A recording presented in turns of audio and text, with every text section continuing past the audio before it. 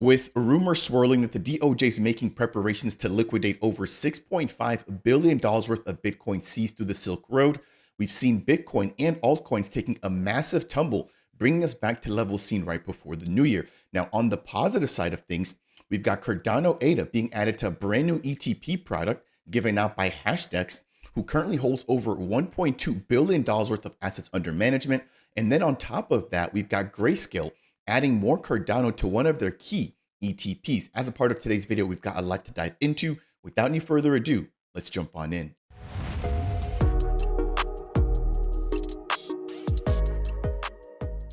What's up, Ada Gang? Welcome into Dapp Central, your home for everything blockchain and crypto.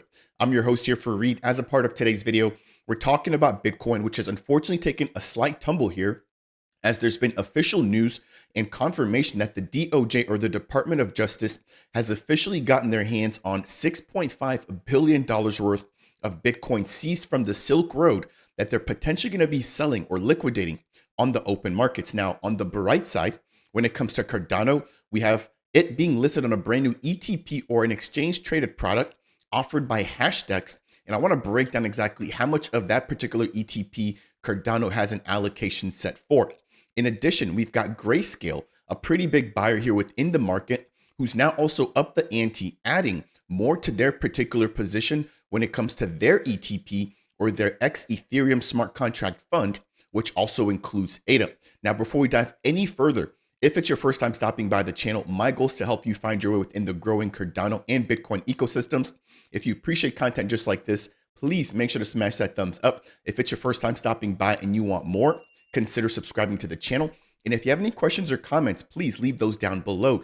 Now, if you want to take your support even further, I am a multi-pool operator contributing to the Dapp Central stake pools, both of them using the ticker DAPP. Now, if you're already a delegator, I would definitely appreciate it if you would take the opportunity, or even just consider moving a little bit of your stake from the existing pool, which is a little bit bigger with around 57 million ADA currently in it, to the newer or the smaller pool. That way we can finally get that one up and running and just producing blocks moving forward. Now, I'll have more content coming out very shortly explaining my reasoning as to why I've started the second pool, and really what my mission is here for the year of 2025, which is to go full time into content. So right now I do work a full-time job outside of what I do here on YouTube, but I would love to really make content in Cardano, right, in crypto, my full-time job moving forward. Now, enough about me here. Again, thank you all for tuning in. Let's jump straight on in here. And we're also gonna take a look at the charts here. So the first and really the big piece of news here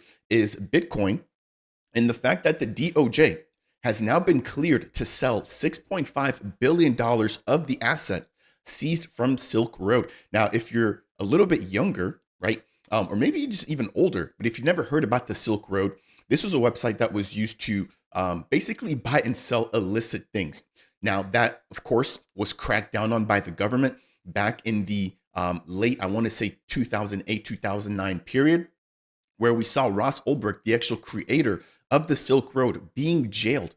To this day, that man is still behind bars. It's really crazy that they've really used him sort of as an example for something like that. Now, as a part of that, the DOJ was able to seize over 69,000 Bitcoin, which they now claim is basically theirs under some of the civil asset forfeiture processing or rules that they have here within the US. And they've now basically taken ownership of that, and they're basically aiming to potentially liquidate or sell that on the open market. Now, that's valued at $6.5 billion, yes, with a B, which means that that could cause some serious selling pressure. So in anticipation of that, we've seen Bitcoin, this is on the daily here, the last 3 days, really trending downwards. If I zoom in here and punch in on the 4-hour time frame, we were looking a little bit bullish here just a couple of days ago, with Bitcoin climbing as soon as the new year began from 91,000 all the way to 102,000. And now we're seeing the exact inverse here, with Bitcoin now dumping from 102,000 all the way down back to the original range at around $91,000. Now, what does this mean for Cardano? Let's jump into the charts there. I know that over the course of the last couple of days, things were looking extremely bullish, with Cardano jumping from around 83 cents all the way to $1.13. And just as quickly as it rose up, it's now also been crashing as Bitcoin has been crashing. Of course, keep in mind, we're not fully in alt season just yet. Once we are, we're going to see Cardano and a lot of these altcoins starting to really sort of trade in their own respect outside of whatever Bitcoin is doing. But right now, Bitcoin is still king. And so as Bitcoin draws down, we're going to see altcoins draw down even harder. That said, we've seen Cardano go from 113 all the way back down to lows of around 88 cents, roughly around 22% down. Now, having said that, if Bitcoin does continue to drop down in anticipation of the DOJ selling their Bitcoin, I definitely do think that we could break down below this particular zone of support, which comes in at around 81 cents.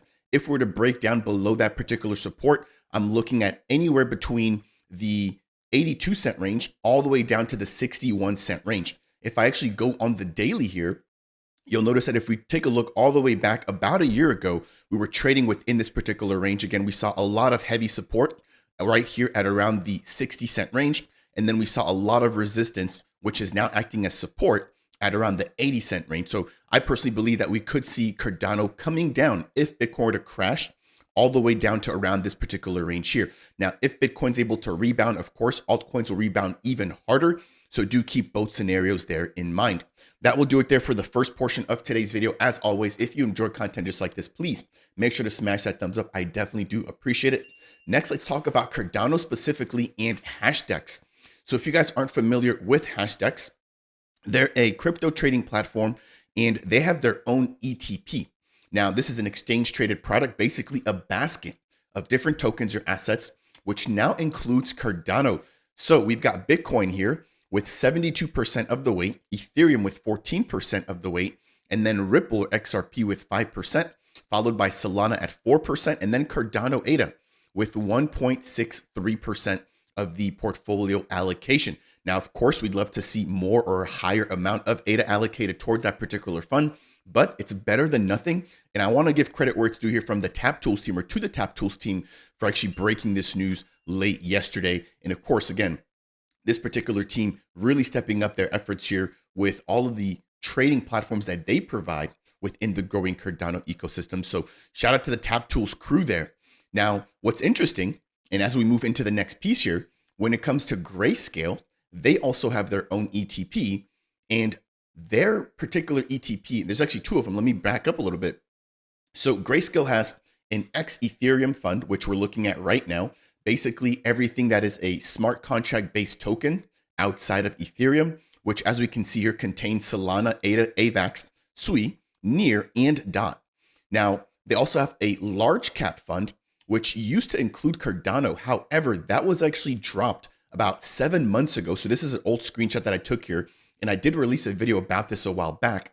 But if you caught that, or if you didn't catch that, GrayScale basically said, hey, when it comes to these large cap tokens, we're not seeing any performance from ADA.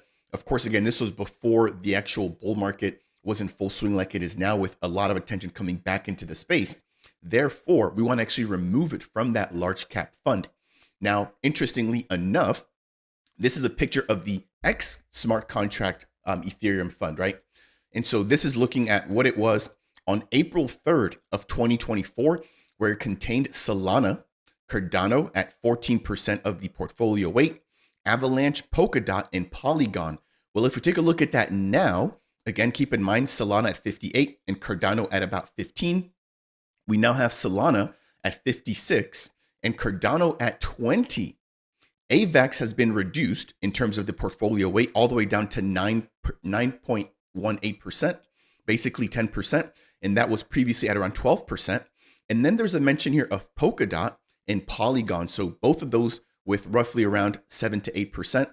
And if I jump back over here, they've both, well, actually, DOT has now been reduced all the way down to 2%, but Matic or Polygon has been completely removed, and they've now substituted or added NEAR with 3%, and then they've now also added SUI with 8%.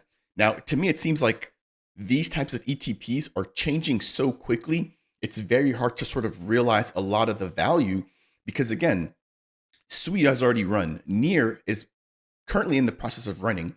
It did a really good job about a year ago, and they weren't listed here on the ETP back then. Now, of course, this is not the focus of the actual video. It's more or less about Cardano. But again, this changes. So I say that to say we could potentially see Cardano being re-added back into that large cap fund, which it was removed from about 6 to 7 months ago.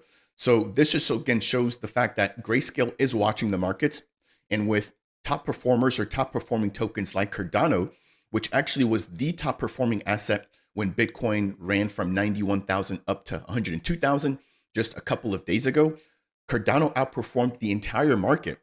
And so as Grayscale sees that, I have no doubts that they'll probably be reconsidering re-adding Cardano back into their large cap fund. But that'll bring me here to the end of today's video. I don't want to let this go on for too long, touching on Bitcoin and Cardano price action, looking at the DOJ and what they plan to potentially do, liquidating $6.5 billion worth of Bitcoin on the open markets. If they're smart, they're going to wait till the top of the bull market where that could be worth, tens of billions, but we'll see. If they were to dump the market down now, that's definitely a buying opportunity for me, right? Basically a fire sale, but of course, not financial advice. And then of course, we've also dove into HashDex, now creating their own ETP, including Cardano, as well as GrayScale doubling down and increasing their Cardano portfolio when it comes to their particular ETP. That will do it here for today's video. As always, if you enjoyed content just like this, please make sure to smash that thumbs up. I do appreciate it. It's by far one of the easiest ways to support me as a content creator. If you have any questions or comments, leave those down below. And if it's your first time stopping by, consider subscribing for more content just like this. As always, I will see you all in the next video. Cheers, everybody. Take care.